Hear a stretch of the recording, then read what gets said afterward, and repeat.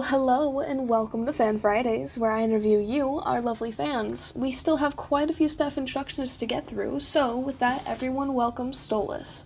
Hi, Stolas, how are you doing today? Hi, I'm doing really good, Farrell. How are you doing? I am doing fantastic. That's great to hear that you're doing really good. Do you want to just hop right into this? Yeah, absolutely. Alright, so what is your role on the show, and how exactly would you explain it to someone who hasn't worked in this field before, podcasting? Okay, well, basically my role is I produce a segment called Stoles the Stage, which is basically a theatre kid's dream. I basically just get to talk about musicals and theatre, and I guess how to explain to someone that hasn't seen this before is, are you asking me to explain just my role, or like the podcast as like a whole? Whichever you feel like. I guess when I'd say my like specific role of creating Stoles the Stage, I guess I would like kind of explain it as just basically if you're I don't know how to explain it right, but my role just consists of me creating like theatre segments. I just talk about a new musical every week, give people fun facts, and then talk about some current like theatre news that's happening in West End and Broadway. So that's kind of what I do. Yes, I personally really love Stolas' Stage as a big musical theater fan myself. It's always enjoyable getting to hear current news and just stuff about different musicals that I haven't heard before. Up next would be what listener moment or fan interaction has stuck with you the most? Honestly, I've had a lot of interactions with people like Kai, and they've actually been on Stoles the Stage once. I honestly really liked talking to them about Stoles the Stage because they do give me a lot of ideas for new musicals, and Kai's been like very supportive to Stoles the Stage, and I think they've mentioned that it's one of their favourite segments because they are a theatre kid. But that would definitely be one of my favourite interactions, especially because the other day they commented on my Legally Blonde one that I did. Yes, oh my goodness. I listened to that episode. That was a good episode. I love Legally Blonde. There's actually auditions for it here in the next few weeks that I might just attend. Oh, lucky. Yes. I know, I love Legally Blonde. I actually had the opportunity to see it live once. Oh, that's so good. I'm so jealous. Next up is what's the funniest production mistake that has happened to you? Production mistake? Yeah. Oh, I don't know. Honestly, I don't know if I can say the time that I didn't turn it in, but I guess an actual production mistake would be when I had to scramble around for a guest when I didn't have one, and I was DMing a million people until finally someone responded, and I was able to make an episode in 30 minutes. Yes, oh my gosh. I remember I was part of one of those moments. Yes, yes you were. Okay, next is what's something people think is easy about your job that definitely is not? This is going to sound surprising. Getting the music into my episodes is a lot harder than I think because I live in the UK. Most MP3 like platforms are like banned and they won't work. So actually getting the music from my phone onto my laptop so I can edit it is not as easy as it should be, which is not very fun. Compared to everything else I do, it's the editing part is quite easy other than the music, and then like actually like making the script is a lot easier because all I need to do is kind of I know too much about musicals, so that just kind of come naturally to me. It's literally just a little bit of the editing that is really hard due to my own region issues. Oh yeah, no, I get that. It's really hard here in the US to find MP3s and stuff like that for free. So I have that struggle as well, trying to get everything from one phone to the other, and it's just, I completely understand that struggle, and that's honestly the hardest part of Farrell's Factoids, in my opinion. So I get you on that. Absolutely. Moving on to more of a fun side of things, what snack or drink fuels your work session? I would have to say, I'm gonna say snack and drink. The drink would obviously be Monster Energy, specifically the Monarch one, and then usually whenever I'm doing it, I usually have like a box of Nerds or like a packet of Nerds gummy clusters. Those would be like my go-tos at the moment whenever I'm like writing and stuff. What flavor gummy clusters? The blue packet, like I don't know if it's a specific flavor, Yes, but the like the blue. berry. Yes, yeah, those are it. Berry is my favorite personally. I also really love the tropical blend, which is nice. I don't think I've tried those ones, but I just really like the berry ones. Oh yeah. You should try them. It's the yellow pack. Okay, yeah, I might. Yeah. If you could swap jobs with anyone on the team for a day, who would it be? Oh, okay.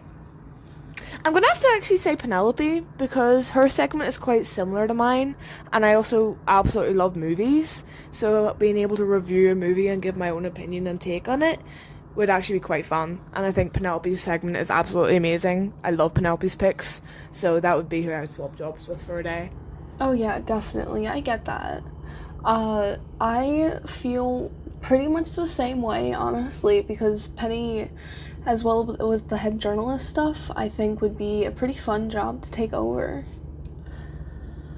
Absolutely. I mean, I'm part of the journalist team, so I already have a little taste of that, so that would be really cool. How did you end up joining this podcast? Honestly, this was way back when. I was in one of the ads for Riff-Off, and Slick said, alright, we'll give Stoles an interview for actor and writer for the Riff-Off team for ads. Anyways, that happened, and then I started asking about the Daily Riff and being like, oh, that's really cool. Hey, I have this idea for a segment, because I'm like a big theatre kid. Wouldn't it be cool for me to like review shows and talk about shows and give people fun facts about theatre and like new things? And Slick said, yeah, you know what, if you can give me a script and give me like a demo, we'll try it. And then luckily people liked it because I mean, if you know Riff-Off, there's a lot of theatre kids in there, so it ended up working out for me, and I've been here for quite a while. Yeah, to give our new listeners just a little bit of insight, could you tell us a little bit about what the Daily Riff is? Well, the Daily Riff was a podcast where we had a bunch of different segments, and we basically focused on the Discord server Riff-Off, which I'm still very much connected to at the moment. But the Daily Riff was where, obviously, Studio 426 started, and I wouldn't be here without it, I think.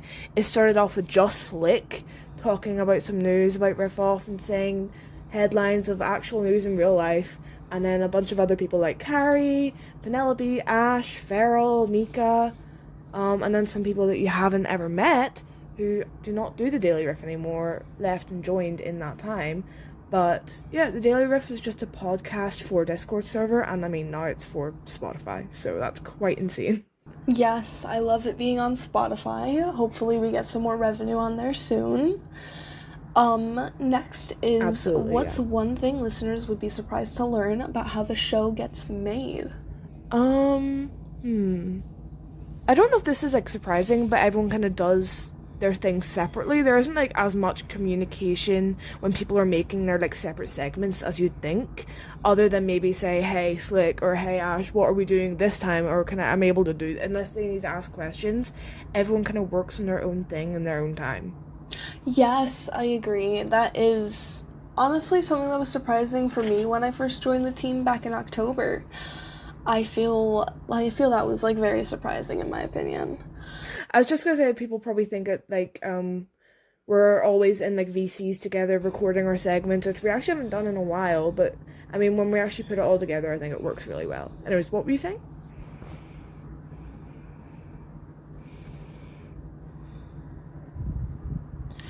What's one moment that where you thought that there is no way that we could fix this, but somehow everything was fixed? Fix this. Let me think. Well, that's actually a really good question. I'm not sure.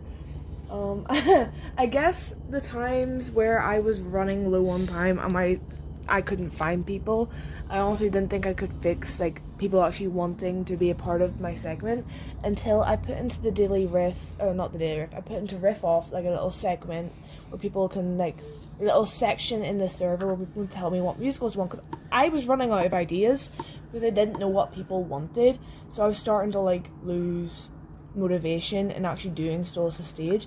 So whenever I actually put that little like thing out there, that little forum for people to tell me what they wanted from my segment, it definitely fixed things, I'd say.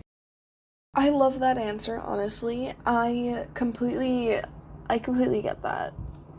But hey, it all ended up fixed in the end, so that was good. What has working on this show taught you about yourself? I guess it definitely taught me confidence because I mean, being a theater kid, I'm used to being in front of crowds, but I'm used to seeing people's live reactions to my things. So sometimes, so I've definitely gotten used to trusting my work and like just putting it out there and hoping, not worrying too as much if people will like it because I know I did as best as I could. Because like obviously being on stage, I get live feedback and live reactions for things, so I kind of have to trust my guts. I've definitely learned to trust myself a bit more with this. Yeah, understandable. It's good to trust yourself, especially when it comes to working on something like this, because you're putting yourself out there, you're making a big moment for yourself, and it's always best to trust yourself because you know what's best for you and you know what's best for your segment. Next up is what has been Yeah, the absolutely. yeah. And next up, what has been the biggest challenge personally or creatively? Um, hmm.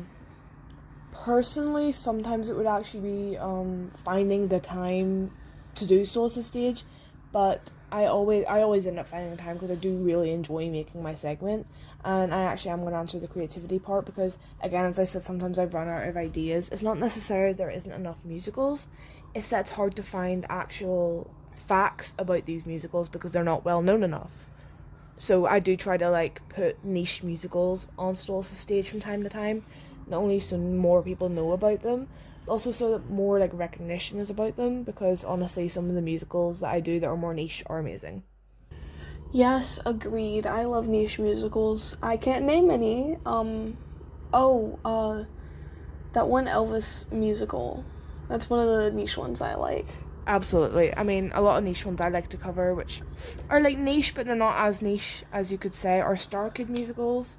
I love to cover some of those because Yes. a lot of people know about them, and not as many as I would like. So, Understandable. Nerdy Prudes is such a good musical. absolutely, yeah. Next is Yes. why do you think this show connects with people? My segment or like Studio 426? Studio 426. I think it connects with people because people can find things that they like. I mean, not everyone may like musicals, but a lot of people may like movies or facts. Or I just think that people connect with it because they can always find something they need because we have so much variety with our segments. Like, we don't just go to one specific type of people. We give jokes, we give facts, we give Ash's Drunk Drawer, which covers a variety of different topics in a short amount of time.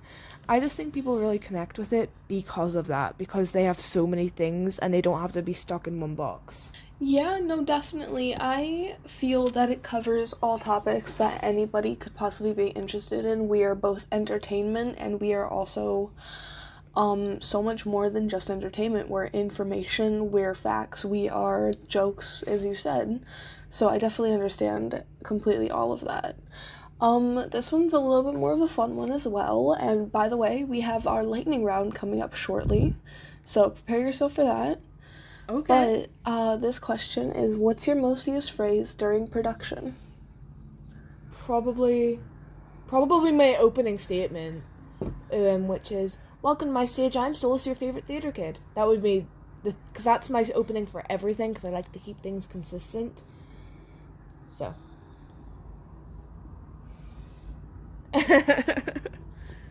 Yes, you do say that a lot. Even when you're not recording, I think, right? Definitely, because I like to hope that I'm people's favorite theater kid. You're everyone's favorite theater kid, don't worry. Um, and now Yay! it is time for the lightning round. Are you ready? Okay. All right, let's go. I am so ready. All right, one word to describe the audience. Fun. Dream guest. I was about to say Jojo Siwa. Dream guest. I don't know. Oh my god, don't do this to me. Noah. I don't know. That's also what Slick said. That's awesome. Worst technical issue ever. Whenever my Wi-Fi stopped and I couldn't upload my segment. Oh, yeah. Favorite sound effect? There's this one and it's like a window crashing, and I love to do that when I have guests on it, so I can like make it as if they're breaking into my quote-unquote studio. Yes. And last but not least, intro music. Do you love it or do you hate it? Oh, I love it. I use the Into the Woods Hello Little Girl for every single one of my episodes. I love that so much. And then final question is actually a trivia question, and that is going to be what is the longest running Broadway production? Oh, I think I know this. Wait, no, it's the West End. Hold on. Let me think about this.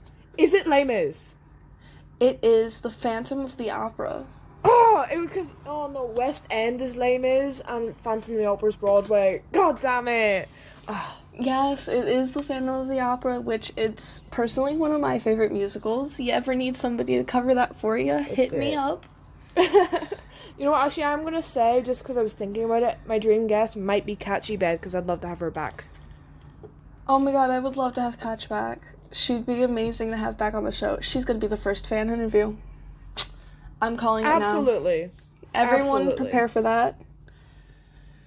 Alright, thank you so much, Stolas. You have answered all 20 questions. That's a lot, but we managed to cover it in just a short 16 minutes. So, with that, if you could take off, that'd be great. Alright, thank you so much. Alright, thank you. Well, with that, everybody, our show comes to an end for today. If you tune in next week, we will be interviewing the lovely Ashton.